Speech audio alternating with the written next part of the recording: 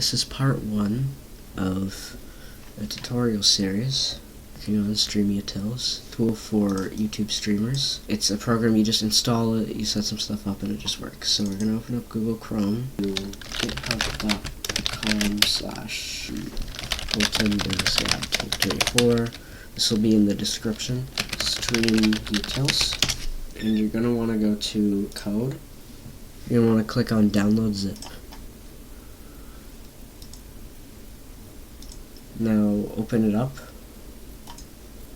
extract it, extract all, click on extract. Now take this folder, you're going to want to copy it, and put it somewhere you won't lose it. So put it like on your desktop or something. So you're going to want to install Python.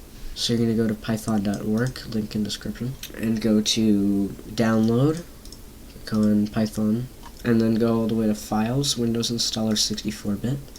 You're going to want to run this, check add Python exe to path, and click install now.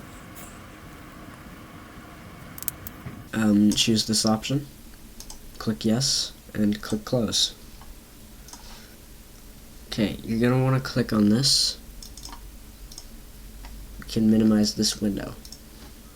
Now, you have this window.